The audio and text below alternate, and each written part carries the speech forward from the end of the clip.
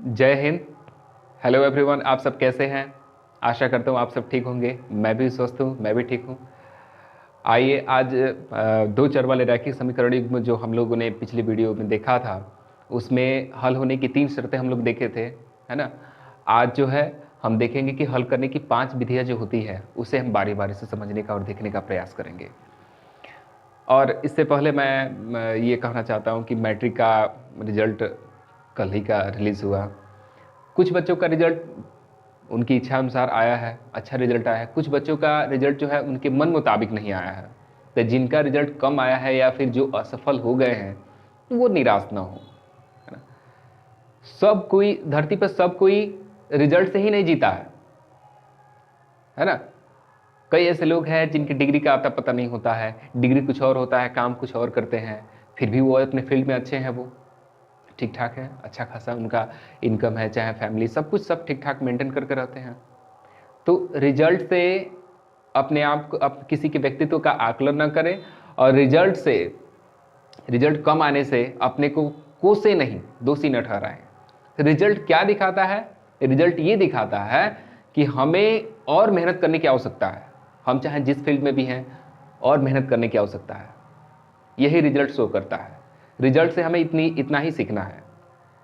Result से हम जीते नहीं हैं, और ना ही हमसे रिजल्ट जीता है। हम स्टडी में है, एजुकेशन फील्ड में है, उसमें परीक्षा महज एक टर्म होता है कि हाँ, हमने साल भर जो हमको समय मिला 10th क्लास का तैयारी करने के लिए, या जो जिस किसी कंपटीशन का आप तैयारी करते हैं, जो समय मिला हमको, उसमें हमने कितना बेहतर किया। अगर सफल होते हैं तो ठीक है, तो भी हमको अवलोकन करना चाहिए कि भाई किन किन बिंदुओं पर हमने फोकस किया तो सफल हुए। अगर असफल होते हैं तो हमें पीछे जो भी हमने कैसे मैंने स्टडी किया था, कहाँ कमियां रह गई थी, उन कमियों को दूर करने का प्रयास करना चाहिए। आगे जो है हम जो भी लक्ष्य साधना में लगे हुए हैं, आगे इस तरह की कमियां न हो, ये प्रयास करना चाहिए, है ना। तो कभी रिजल्ट को कभी मैंने यहां न ले कभी, है ना। ये रिजल्ट आ गया और हम मायूस हो गए, अरे भाई हमारा रिजल्ट इतना कम आ गया, है ना। बिहार बोर्ड में कभी कभी चमत्कार भी होता है। चमत्कार ये होता है कि कभी कभी ऐसा देखने को मिलता है कि जिसका मैंने जो पढ़ने लिखने वाला बच्चा थोड़ा बहुत कम है, उसका रिजल्ट बढ़िया आ जाता है, और जो पढ़ने लिखने वाला बच्चा है, मेहनती है, उसका रिजल्ट कभी कभार ऐसे कम आ जाता है ना। तो इन सब चीज़ों से आप घबराएं नहीं, बिल्कुल नहीं घबराएं, और मेहनत करें, आगे के लिए मेहनत कीजिए, है ना। ठीक है, तो आइए हम देखते हैं, समझते हैं। चलिए, हल करने की 5 विधियां जो है वो समझते हैं। प्रतिस्थापन विधि सबसे पहले उसमें आता है। प्रतिस्थापन विधि में क्या करना होता है? दुगुचर होता है, चूंकि 2 चर वाले रैखिक समीकरण को पढ़ रहे हैं ना, तो दुगुचर होता है। उसमें किसी एक चर को दूसरे चर के पद में व्यक्त कर देना होता है। यानी कुल मिला के कहने हैं कि किसी एक समीकरण में से x या y का मान निकाल लीजिए और उसको किसी अन्य समीकरण में पुट कर दीजिए, रख दीजिए, निकल जाएगा, जाहिर सी बात है। जैसे एग्जाम्पल के तौर पे हमने यहाँ पे 2 समीकरण लिया, है ना। ये समीकरण है 2x plus y is equal to 7, equation first हो गया। इसमें जो दूसरा समीकरण हमने लिया, तो इसमें जो अचर पद है वो इधर है, जबकि इधर इसमें पहले वाले समीकरण में जो है ना, अचर पद जो है RHS की तरफ है, तो इसको भी RHS की तरफ करेंगे, प्लस इधर रहेगा तो माइनस हो जाएगा। ये इक्वेशन सेकंड हो गया।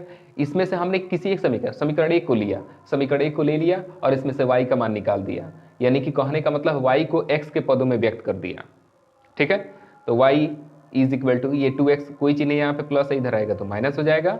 यानी कि आप देखेंगे y को हमने x के पद में व्यक्त कर दिया। व्यक्त करने के बाद से अब इसी y बराबर 7 माइनस 2x को समीकरण 2 में रख देंगे। चूंकि समीकरण 1 से निकाले हैं तो समीकरण 2 में रखेंगे। ये नहीं कि समीकरण 1 से निकाले और फिर समीकरण 2 में 1 में ही रख दिए, ऐसा नहीं। तो समीकरण 1 से निकालते हैं तो 2 में रखेंगे, अगर समीकरण 2 से निकालते हैं तो समीकरण 1 में रखेंगे।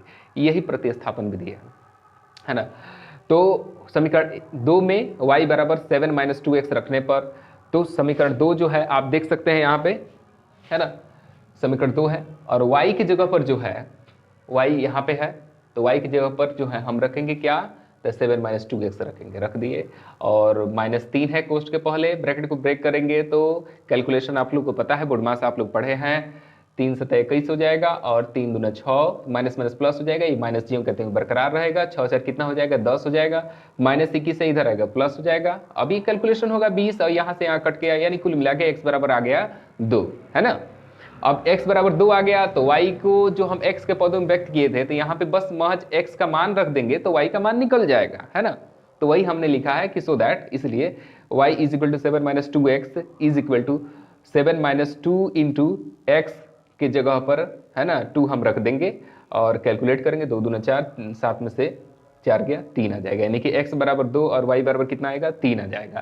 तो ये रहा प्रतिस्थापन विधि। इसमें सावधानी आपको बरतनी है कि अगर समीकरण 1 में से आप किसी भी x या y का मान निकालते हैं तो उसे समीकरण 2 में रखना होगा, और नहीं तो अगर आप समीकरण 2 में से निकालते हैं तो समीकरण 1 में रखना होगा। समीकरण 1 में से ही y का मान निकाल के फिर समीकरण 1 में मन नहीं रखना है, ये बात ध्यान रखना है। यही सावधानी इस क्वेश्चन में करना है, इस विधि में करना है। दूसरा जो होता है विलोपन विधि, है ना, इसको लुप्तीकरण भी हिंदी में बोलते हैं, इंग्लिश आपको पता है, यहाँ पे एलिमिनेशन मेथड है ना। इसमें करना क्या होता है, किसी एक चर, दोनों समीकरणों के किसी एक चर में, जैसे दोनों समीकरणों के किसी एक चर के गुणांकों को बराबर कर देना है। बराबर करने के लिए दोनों गुणांकों का एलसीएम निकाल लेते हैं, है ना। जैसे यहाँ पे हमने एक एग्जाम्पल लिया हुआ है, आप देखेंगे एग्जाम्पल समझेंगे थोड़ा ज्यादा नीट एंड क्लीन होगा। समीकरण 1 है 3x plus 4y is equal to 10 और समीकरण 2 है 2x minus 2y is equal to 2 है। इसमें क्या करेंगे कि समीकरण, इसमें x के गुणांकों को बराबर करने का प्रयास करेंगे। ध्यान दीजिएगा, समीकरण 1 में x के गुणांक यहाँ पे 3 है और यहाँ पे दूसरे समीकरण में जो है x के गुणांक 2 है। 2 और 3 का एलसीएम आपको पता है 6 होता है, तो 6 लाने के लिए 3 में 2 से गुणा करेंगे, तो डायरेक्ट में गुणा करके इसके संगत समीकरण में गुणा करते हैं, यानी कि समीकरण 1 में हम 2 से गुणा कर देंगे। ठीक, यहाँ पे लिख देंगे समीकरण 1 2 से, और यह 2 को 6 बना देना है, तो 2 में 3 से गुणा करेंगे, तो 3 में डायरेक्ट मैंने 3 से इस 2 में डायरेक्ट न गुणा करके इसके संगत समीकरण में गुणा करेंगे, तो 3 से मल्टीप्लाई कर दीजिए समीकरण 2 में। अब चिन्ह का जहां तक खेल है तो ऊपर नीचे एक जैसा चिन्ह होता है तो बीच का चिन्ह माइनस होता है। ऊपर नीचे अगर प्लस प्लस है या फिर माइनस माइनस है, ऊपर नीचे एक जैसा चिन्ह है तो क्या होगा, बीच का चिन्ह माइनस होगा। बीच का चिन्ह माइनस होगा तो नीचे वाला चिन्ह बदलेगा। चलिए, तो यहाँ पे कोई चिन्ह नहीं प्लस है, यहाँ पे कोई चिन्ह नहीं प्लस है, यानी कि एक जैसा चिन्ह है। हमें ये नहीं कहना है कि प्लस प्लस है तो माइनस दे देंगे, भाई माइनस माइनस होगा तो टॉप क्या करेंगे, प्लस दे देंगे, फिर मिस्टेक हो जाएगा, फिर कहेंगे कि गलती हो गया, है ना। तो हमको लैंग्वेज कैसे बोलना है, शब्द का शरीर पे प्रभाव पड़ता है, तो हमको बोलना है कि अगर एक जैसा चिन्ह होगा यानी प्लस प्लस होगा तो माइनस देंगे, माइनस माइनस होगा तो भी माइनस देंगे, यानी कि एक जैसा चिन्ह होगा तो क्या करेंगे, माइनस देंगे। अगर अलग अलग चिन्ह है तो बीच का चिन्ह क्या करेंगे, प्लस कर देंगे। प्लस माइनस है या माइनस प्लस है तो बीच के चिन्ह प्लस कर देंगे, बीच का चिन्ह प्लस होता है तो नीचे वाला चिन्ह नहीं बदलता है, ये ध्यान रखना होगा। तो चलिए आगे बढ़ते हैं। बीच का यहाँ पे देखना है कि एक जैसा चिन्ह है, कोई चिन्ह नहीं यानी कि प्लस है, दोनों में एक जैसा चिन्ह है, बीच का चिन्ह माइनस कर दिए। समीकरण 2 में 2 से गुणा करने पर हमें प्राप्त होता है 6x plus 8y is equal to 20।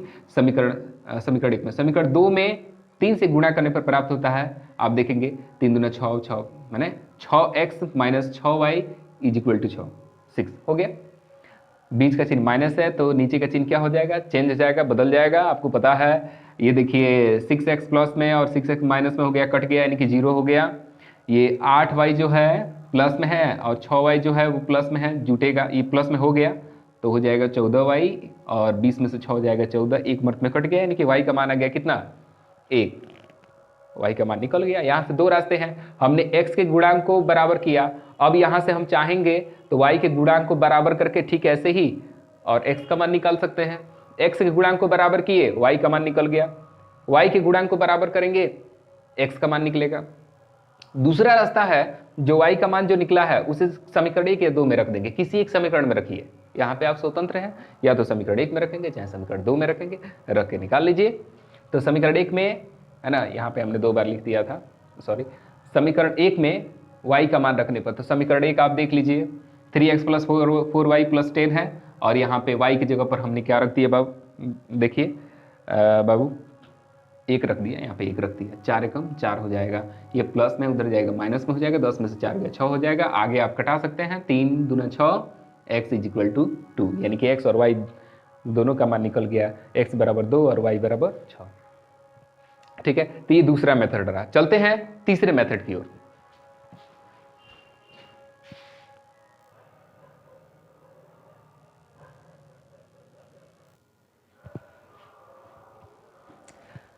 आइए जो दूसरा जो है तीसरा जो मेथड है, तीसरा वज्र गुणन विधि, क्रॉस मल्टीप्लिकेशन मेथड, इसे समझने का प्रयास करते हैं। देखिए, मैंने शुरू के वीडियोस में बोला था कि जब एनसीईआरटी का बुक पढ़िएगा तो उसमें क्या होता है कि A1 B1 C1 A2 B2 C2 देता है ना। कई ऐसे बुक में होता है जिसमें AX + BY ABCDEF करके देता है, तो कोई डिफरेंस नहीं समझना चाहिए, है ना, कोई कन्फ्यूजन नहीं होना चाहिए। हमने जो दो चर वाले रैखिक समीकरण युग्म का जो स्वरूप है, जनरल फॉर्म है, उसको हमने लिख दिया।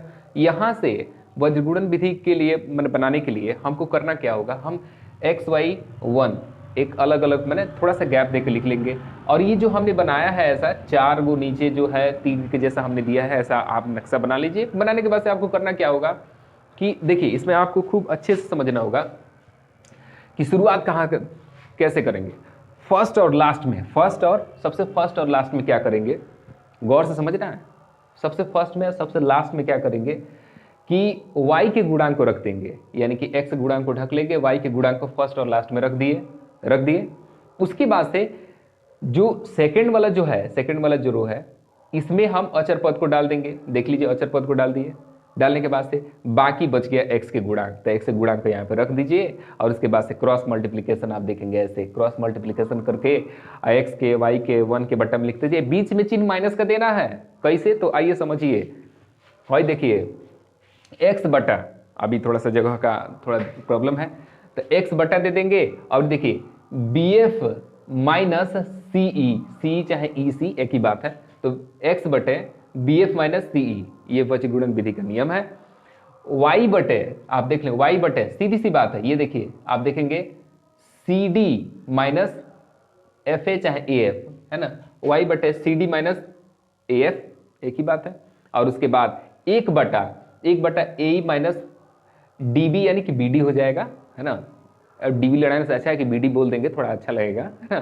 तो AE बटे BD हो जाएगा। वही चीज यहाँ पे तीनों हमने लिख दिया, आप देखेंगे यहाँ पे हमने लिख दिया। लिखने के बाद से x वाला पद और 1 वाला जो पद, दोनों को बराबर करके कैलकुलेट करेंगे, तो इसको जब इधर भेजेंगे तो 1 से गुणा होगा तो सेम हो जाएगा।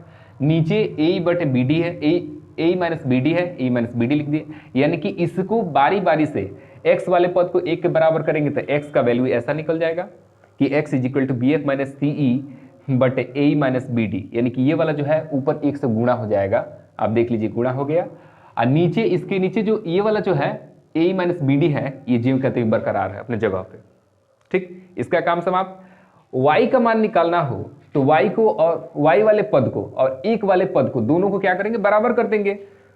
बराबर करके और फिर क्या करेंगे, क्रॉस मल्टीप्लिकेशन करेंगे, या फिर हम इसको इसके ऊपर भेज देंगे, माने इसके साथ भेज देंगे। तो CD माइनस AF जब आके 1 से गुणा होगा तो जीव कहते हुए रहेगा, 1 से गुणा करेंगे तो कोई अंतर नहीं पड़ेगा, और नीचे जो है AE माइनस BD ये बरकरार रहेगा। तो क्रॉस मल्टीप्लिकेशन जब भी पढ़ना होगा तो एक बात का यहाँ पे ध्यान रखेंगे हम लोग कि अचर पद को भी, सबको, चर हो या अचर हो, सबको एक तरफ, उस तरफ माने किसी एक तरफ रख लीजिए, LHS में रख लीजिए चाहे RHS में, दोनों समीकरणों के आप चर राशि हो या अचर राशि एक तरफ रख लीजिए, है ना, एक तरफ। जैसे इसमें क्वेश्चन में आप देखेंगे स्वरूप जो हमने लिखा है इसमें LHS की तरफ, यानी कि LHS की तरफ सभी चर अचर सबको रख दिया है। RHS में सिर्फ दोनों समीकरण में सिर्फ और सिर्फ 0 बचा हुआ है, तभी करेक्शन होगा, तभी सही से वज्रगुणन विधि जो है बन पाएगा। ठीक है, कोई दिक्कत, आशा करता हूं कि आप लोग कोई दिक्कत ना हो, आप लोग समझे होंगे।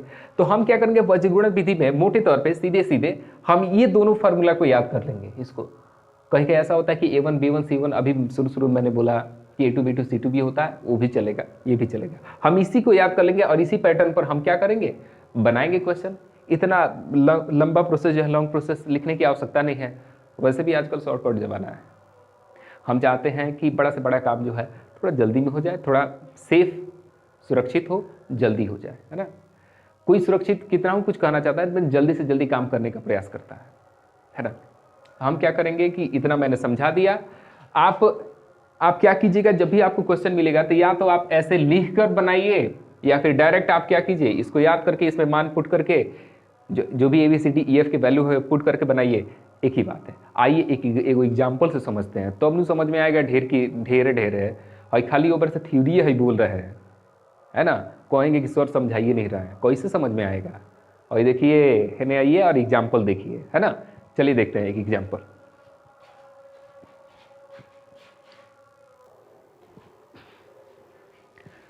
आइए वज्रगुणन विधि जो है उसमें हम क्या करते हैं, एग्जाम्पल एक देख लेते हैं, समझते हैं। एग्जाम्पल में हमने लिया दो समीकरण युग्म है, हम देखेंगे 2x plus 3y is equal to 17, 3x minus 2y is equal to 6। हम क्या करेंगे, दोनों में देखना है ना कि RHS में अचर पद है, हम सबको उधर लेके जाएंगे। अचर पद 17 को, ये प्लस में इधर आएगा तो माइनस हो जाएगा, इक्वेशन हो गया फर्स्ट। दूसरे समीकरण में देखेंगे कि इसमें प्लस 6 जो है RHS की तरफ है, उसको भी LHS की तरफ लेकर जाएंगे, LHS की तरफ लेकर जाए और लेके चले गए और इसको समीकरण 2 ले लिए, है ना। यानी कि हमारे पास समीकरण 1 और 2 मिल गया, है ना। हमने इसको ax plus b y plus c is equal to 0, dx plus e y plus f is equal to 0, दो चर वाले रैखिक समीकरण युग्म का जो व्यापक स्वरूप है उस फॉर्म में हमने ला दिया। लाने के बाद से इसको पहले को इसको समीकरण 1 और इसको समीकरण 2 मान लिया। इसमें आप क्या करेंगे, a b c d e f जो गुणांक हैं और अचर पद हैं उनको यहाँ पे हम क्लियर करके निकाल लेंगे। x का गुणांक a हो गया, पहले समीकरण में x का गुणांक a हो गया, y का गुणांक b हो गया और अचर पद हो गया -17। आप देखेंगे, है ना, अचर पद ये अचर पद हो गया। तो a बराबर 2 लिख दिया हमने, b बराबर यहाँ पे 3 लिख दिया और c बराबर -17 लिख दिया। दूसरे समीकरण में फोकस करते हैं तो a b c और उसके बाद से d e f, तीन गो और एक्सपोनेंट या गुणांक या अचर पद लेना है, d e f, है ना। तो d बराबर 3 रखती है ना, e बराबर -2 आप देखेंगे और f बराबर -6 अचर पद हो गया। और इसे हम डायरेक्ट, जो मैंने बताया था ना कि x और y का जो मान है डायरेक्ट हम वही रखने का प्रयास करेंगे। x इज इक्वल टू वज्रगुणन विधि से होता है bf माइनस सी बटे ए माइनस बी डी, है ना।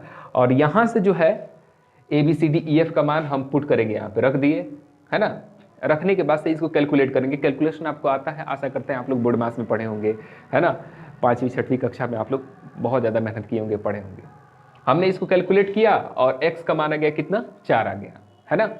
उसके बाद y का मान जो है c d minus a f बटे ए माइनस आप देखेंगे बी डी है। और यहाँ से जो है a b c d e f का मान इसमें भी हम पुट करेंगे। पुट करने के बाद से हम रख के पुट करने के बाद से इसे सॉल्व करेंगे, कैलकुलेट करेंगे और कैलकुलेट करने के बाद से y का मान निकल गया क्या, तो देखेंगे 3, यानी कि x बराबर 4 और y बराबर 3। ये वज्रगुणन विधि से मान निकल गया। तो इस तरीके से वज्रगुणन विधि से हल करते हैं, है ना। आइए अगला जो मेथड है उसे हम देखते हैं।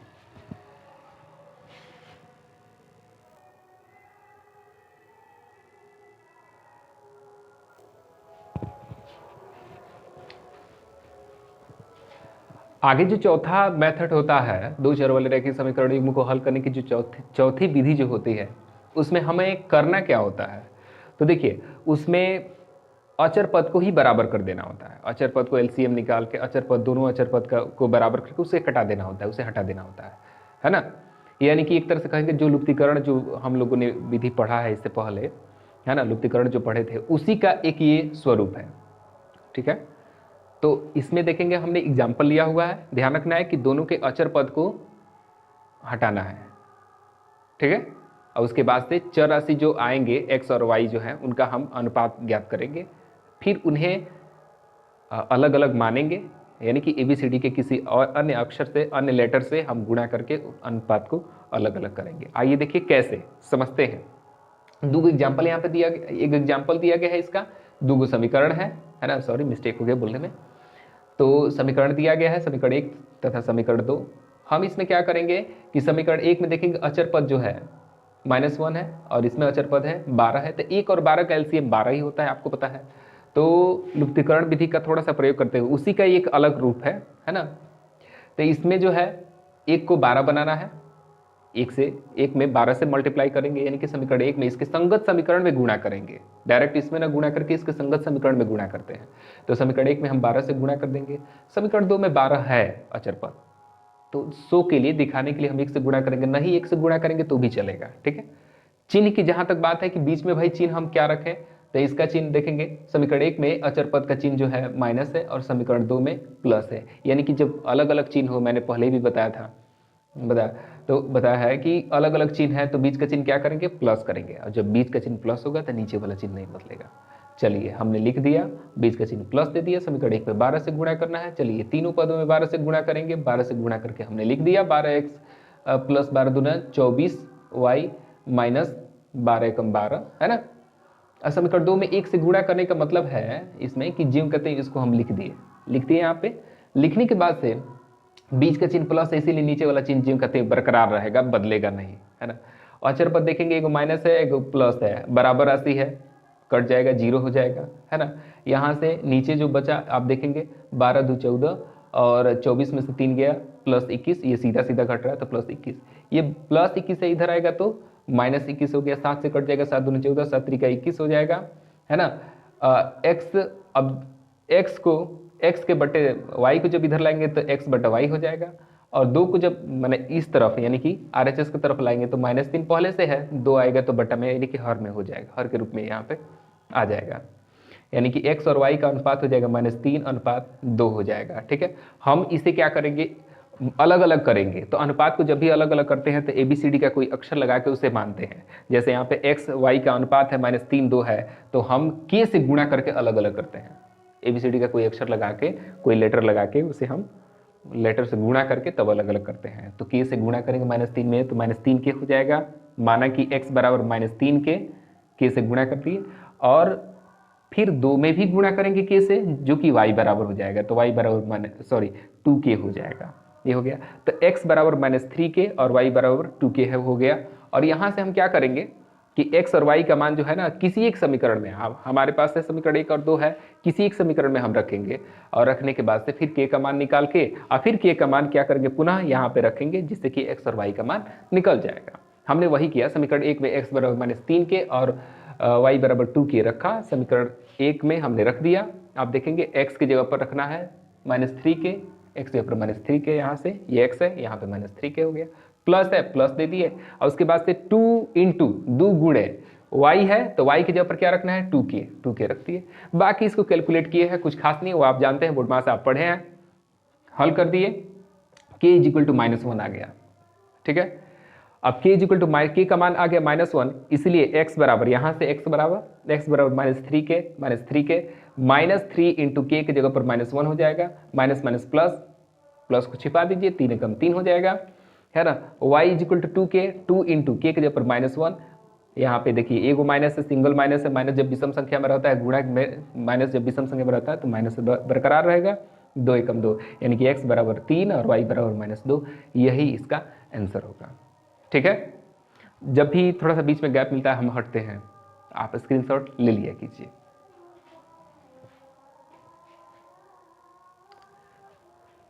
तो चलिए आज के सेशन में इतना ही, और अगले सेशन में फिर मिलते हैं, तब तक के लिए लेते हैं विश्राम। जय हिंद,